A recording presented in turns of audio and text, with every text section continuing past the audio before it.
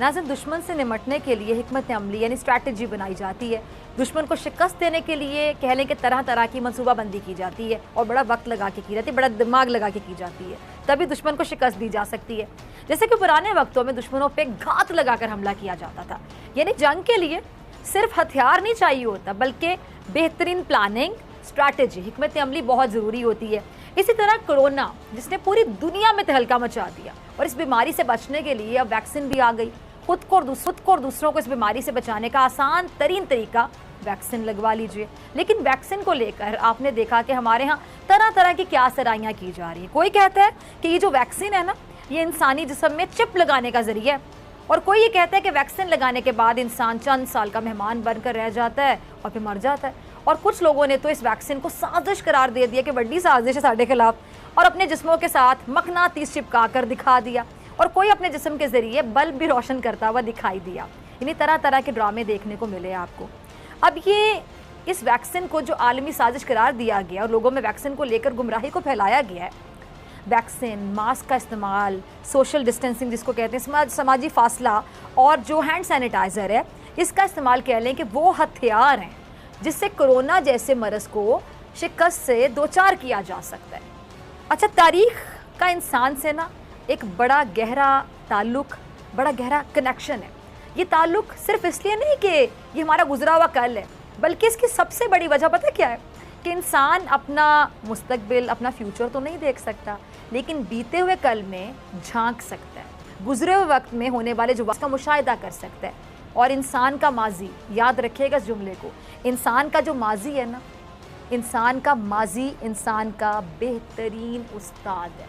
यानी जो कुछ माजी में हो चुका है, इंसान उससे सीख लेता है, उसे पता चल जाता है कि जी फ़लाँ काम करने के क्या फ़ायदे हो सकते हैं, क्या नुकसानात हो सकते हैं हमसे पहले या माजी में जब हमने ये काम किया या किसी ने काम किया तो उसको इस काम के बाद क्या फ़ायदा हुआ, क्या नुकसान हुआ, आप बहुत कुछ सीख सकते हैं। अब यही वजह है कि ज़माना कदीम से ही इंसानी तारीख़ का जो रिकॉर्ड है वो महफूज किए जाने की अहमियत को समझा गया और इसे किताबों की सूरत में हम तक पहुँचाया गया। अब दुनिया की जो तारीख़ है उसमें कह लें कि ऐसे वाक़यात बहुत कम हैं जिनके बारे में कहा जाए कि इस वाक़ये ने दुनिया का नक्शा बदल दिया या वो दुनिया जैसी थी वैसी ना रही। अच्छा, स्पेनिश फ्लू, इसकी हलाकत खेज़ वबा हो, या फिर जो दूसरी आलमी जंग की तबाही, या फिर टाउन की जो आलमी वबा थी वो हो, तारीख़ पर अगर नज़र डालें ना तो हर हलाकत खेज़ी के बाद दुनिया वाकई तब्दील होती हुई नज़र आई, जिसको तब्दीली कहते हैं। और अगर आज की बात करें तो ये जो कोरोना वायरस की एक आलमगीर वबा है ना, पूरी दुनिया में फैली हुई है, इसने दुनिया को, अगर मैं कहूँ कि यकसर तब्दील कर दिया तो आप अग्री करेंगे, सेकंड करेंगे मेरी बात को। और दुनिया का कोई खित्ता कोरोना वायरस की जो ये मोजी वबा है, मरज़ है, इससे महफूज है ही नहीं। अब ये वबा हमें एक्चुअली कन्फ्यूज़ करती है। कभी ऐसा लगता है, किस तरह कंफ्यूज करती है कि आप भी सोचते होंगे कि कभी लगता है अब ये वबा ख़त्म हुई, अब गई। जब ज़ोर टूटता है, केसेस कम होते हैं तो हमें लगता है कि शुक्र है जी वबा जा रही, लेकिन फिर अचानक से एक नई लहर आ जाती है। अब हमारे मुल्क में आपको पता है कि कोरोना की जो तीसरी लहर है उसका ज़ोर किसी हद तक कैसे थे ख़त्म हो रहा था, फिर अचानक से कोरोना के केसेस में मज़ीद इजाफा देखने में आया और पाकिस्तान में अब आपको पता है कि चौथी लहर आ चुकी है।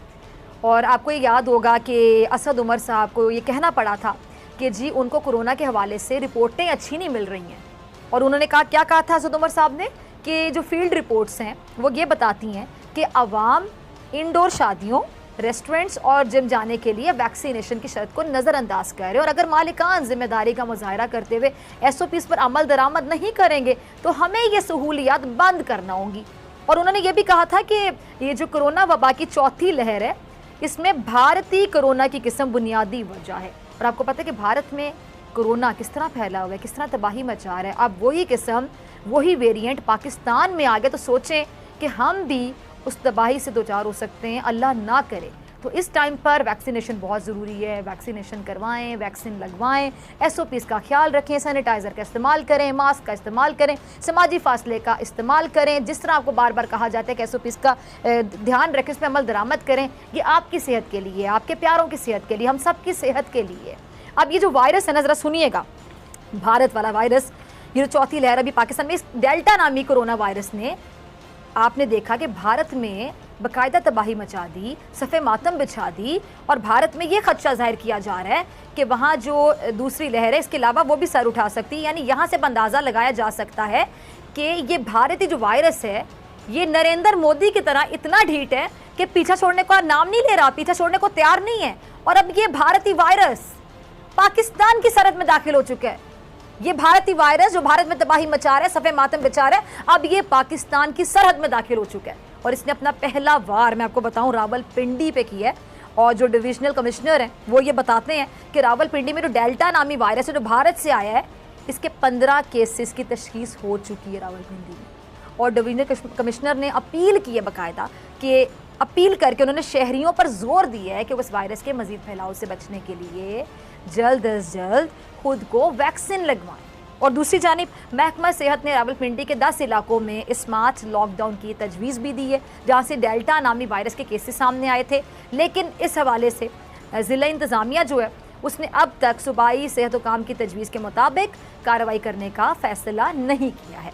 अच्छा, उस्मान बुज़दार साहब ने एक बयान में कहा है, वज़ीर आला पंजाब ने, कि जी कोरोना की चौथी जो लहर है उससे बचाव के लिए SOPs पर अमल दरामद करना नागुज़ीर है। और शहरियों से अपील भी उन्होंने की है कि वो मास्क का इस्तेमाल करें, समाजी फासले बरकरार रखें, और पाबंदियों से बचने के लिए शहरियों को एहतियात का जो दामन है वो हाथ से नहीं छोड़ना चाहिए। खुदा न खास्ता मुस्बत केसों की शरह में अगर इजाफा होता है तो एक बार फिर यही ऑप्शन होगी कि स्मार्ट लॉकडाउन करना पड़ेगा। और बेहतियाती और जो SOPs पर अमल दरामद ना करने से आपको पता है कि केसों में इजाफे का खदशा होता है। अब जो आज की गई जो एहतियात है, मेरे ख्याल से हमें चौथी लहर से किसी हुज़ रख सकती है। एटलीस्ट हमें करना है, जिम्मेदारी समझ के एहतियात करनी है। और उसके बाद आप देखें कि आप यकीनी तौर पे केसेस में कमी देख सकते हैं। हमें जिम्मेदारी समझ के एहतियात करनी है। अच्छा, प्राइम मिनिस्टर साहब ने भी एक बार फिर से आवाम को कोरोना से बचने की तलकीन की है। ज़रा प्राइम मिनिस्टर का क्लिप चलाइएगा टीम। खान साहब को, कोरोना इंसानी जानों का दुश्मन तो रहा है, वहीं इसने आलमी जो मईशत है ना उसकी भी कहने कि ऐसी की तैसी फेर कर रख दी है। और यूरोपीय ममालिक को माशी धचका भी पहुँचा है। लेकिन एक खैराती इदारे ने खबरदार करते हुए कहा है कि कोरोना वायरस से पैदा होने वाली जो मुआशी असरात हैं वो आलमी गुर्बत में भी तकरीबन निस्फ अरब तक का इजाफा कर सकते हैं। अच्छा, कोरोना ने आलमी मुआशी ताकतों को भी नहीं बख्शा है। अब ज़रा सुनते जाइएगा। 2020 में फ्रांस की मईशत के बारे में अंदाज़ा लगाया गया कि कोरोना की वजह से फ्रांसीसी मईशत 8% तक सुकड़ जाएगी।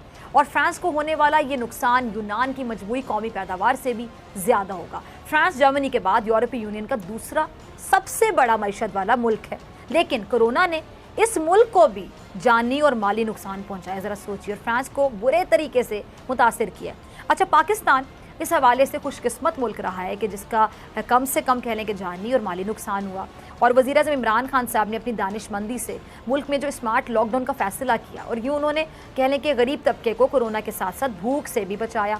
और ये जो स्मार्ट लॉकडाउन मनसूबा है उसको मुखालिफिन ने, आपको पता है कि बड़े आड़े हाथों लिया और बाद में इसकी अहमियत को समझा और ख़ुद भी अपनाया। लेकिन आलमी दुनिया में जो स्मार्ट लॉकडाउन है ना उसके टर्म को खूब सराहा गया और इसको नाफिज करने की बातें भी की गई। अच्छा, वज़ीर आज़म से दुनिया ने सवाल किया कि उन्होंने भूख और कोरोना से आवाम को कैसे महफूज बना लिया। हालांकि दुनिया भर में इस कातिल वायरस ने तबाही बर्बादी फैलाई। अब भी वज़ीर आज़म का फोकस गरीब आदमी पर है। इसलिए इमरान खान साहब अपनी कौम को समझा रहे हैं कि वो SOPs का भरपूर ख्याल रखें ताकि ये जो चौथी लहर है, मुमकिन चौथी लहर, इससे बचा जा सके। वरना मजबूरी में क्या होगा, लॉकडाउन की तरफ ही जाना पड़ेगा मुल्क को। और फिर क्या होगा, गरीब आदमी और मुल्क की मईशत जो पटरी पर आ रही थी उसको फिर खुदा ना खास्ता रिवर्स गियर भी लग सकता है। अब नाज़रीन, मेरे ख्याल से इस वक्त सबकी रिस्पॉन्सिबिलिटी है, सबकी ज़िम्मेदारी है कि अपनी अपनी ज़िम्मेदारी निभाइए, दूसरों का एहसास कीजिए। और दूसरों का एहसास करना ही इंसानियत की सही मायनों में कह लें कि असल खिदमत है। हमें खुद को भी कोरोना से बचाना है, दूसरों को भी इस वबा से महफूज करना है। एटलीस्ट कोशिश करनी है, अपनी ज़िम्मेदारी निभानी, ताकि हमें अपने आप से शिकायत ना हो कि हमने कोताही बरती, हमने ज़िम्मेदारी नहीं निभाई, हमें अपने आप से कोई गिले शिकवे ना हो। एटलीस्ट अपनी रिस्पॉन्सिबिलिटी हमें निभानी चाहिए। अब ख़ास तौर पर जो गरीब है ना, हमें उनका ख्याल करना होगा। पहले आपको पता है कि 2 वक्त की रोटी मुश्किल से उन्हें नसीब होती है, मुश्किल से वो हासिल करते हैं। और अब जो ईद कुर्बान भी आ रही है, मंडियों में भी रश होगा, आपको पता है तमाम लोग जानवरों की ख़रीदारी के लिए मंडियों का रुख करेंगे, वहाँ रौनक लगेगी और ऐसे में रश लाजमी बढ़ेगा। और फिर जब रश होगा तो फिर कोरोना फैलने का ख़तरा भी यकीनन होगा। और ये मेरे ख्याल से कौम का ना टेस्ट केस है कि हम बड़ी ईद के मौके पर खुद को और दूसरों को इस चौथी लहर से, ये चौथी लहर है कोरोना की इस वबा से, कैसे बचा सकते हैं। और ख़ास तौर पे मैं अपने अल्फाज दोहराऊंगी कि गरीब के रोज़गार के चिराग को कैसे जलाए रखते हैं। ये हम सब का इम्तिहान है, हम सब के ऊपर जिम्मेदारी आयद होती है। पाकिस्तान के प्रधानमंत्री इमरान खान ने बृहस्पतिवार को चेताया कि अगर घातक बीमारी कोविड-19 को फैलने से रोकने के लिए लोगों ने नियमों का उल्लंघन किया तो पाकिस्तान में कोरोना वायरस की चौथी लहर आ सकती है। देश में इस महामारी से 22,000 से अधिक लोगों की जान चली गई है। इस सप्ताह कोविड-19 के नए मामलों की संख्या में अधिक वृद्धि होने के मद्देनज़र खान ने लोगों के लिए एक वीडियो संदेश जारी किया। पाकिस्तान के प्रधानमंत्री ने कहा कि कोविड-19 का डेल्टा स्वरूप पाकिस्तान के अस्पताल में मरीजों की मौतों की दर को बढ़ा सकता है। उन्होंने इसके लिए अफ़गानिस्तान और इंडोनेशिया का उदाहरण दिया, जो वायरस के डेल्टा स्वरूप के कारण परेशान है। खान ने लोगों से प्रशासन के साथ अपना सहयोग जारी रखने और सभी जगहों पर मास्क पहनने की अपील की। उन्होंने लोगों से जल्द टीका लगवाने की अपील की। मानक संचालन प्रक्रियाओं का ठीक तरह से पालन नहीं होने और कोरोना वायरस के डेल्टा स्वरूप के प्रसार के कारण पाकिस्तान में कोविड-19 महामारी की चौथी लहर के स्पष्ट प्रारंभिक संकेत मिलने लगे हैं। कोविड-19 से निपटने के लिए राष्ट्रीय कमान एवं संचालन केंद्र के प्रमुख उमर ने कहा कि ज़मीनी रिपोर्ट में मानक संचालन प्रक्रियाओं की पूरी तरह से अवहेलना दिखाई दे रही है। पाकिस्तान में पिछले 24 घंटों में कोरोना वायरस के 1,683 नए मामले सामने आए हैं। देश में संक्रमण के कुल 9,67,633 मामले हो गए हैं। तो दोस्तों, आज के इस वीडियो में इतना ही। मिलते हैं अगले वीडियो में, तब तक के लिए जय हिंद, जय भारत। एक बादशाह का एक ही बेटा था जिसे रियाया शहजादा दिलेर के नाम से पुकारती थी, क्योंकि उसने बचपन में बहादुरी के बहुत से काम किए थे। अच्छा, जब वो 10 साल का था तो बादशाह ने उसे तालीम हासिल करने के लिए एक उस्ताद के पास भेज दिया। शहजादे को हर वक्त बोलने की आदत थी, बिला ज़रूरत बोलने की वजह से हर कोई उससे परेशान था। अच्छा, उसके उस्ताद ने उसे खामोश रहने के फ़ायदे के बारे में बताया तो उसने बातें करना कम कर दी। अब वो सिर्फ उस्ताद से बातें करता था, जी भर के बातें करता था, या फिर दूसरों से बात करता था तो ज़रूरत के तहत बात करता था और किसी से मामूली बातचीत करता। जब वो तालीम मुकम्मल कर चुका तो महल वापस आ गया। उस्ताद का सिखाया हुआ हर सबक उसे अच्छी तरह से याद था, और ये भी कि कम बोलना है। अच्छा, वो जब महल में वापस आया तो उसके बाद उसने कम बोलना शुरू कर दिया। बादशाह, मलका, वज़ीर सब शहज़ादे को देखकर हैरत में मुब्तला हो गए, बहुत हैरान हो गए कि आखिर उस्ताद ने शहज़ादे को क्या तालीम दी है जो उसने बोलना ही कम कर दिया। वो अब हर वक्त बुत बना रहता, जैसे कोई गम लग गया हो। बादशाह और मलका ने हर तरह के हरबे आजमाए कि शहज़ादा पहले की तरह बातें करने लगे, लेकिन कोई तरीका काम नहीं आया। अच्छा, काफ़ी सोच विचार के बाद एक वज़ीर ने बादशाह को सलाह दी, मशवरा दिया कि शहज़ादे को शिकार पर लेकर जाते हैं, शायद वहाँ जाकर उसका दिल बहल जाए और वो पहले की तरह खुश रहने लगे और बातें करना शुरू कर दे। अच्छा, बादशाह को उम्मीद तो नहीं थी, लेकिन वो अपने बेटे को खुश देखने के लिए कहने की हर मुमकिन कोशिश करना चाहता था, इसलिए फ़ौरन राज़ी हो गया।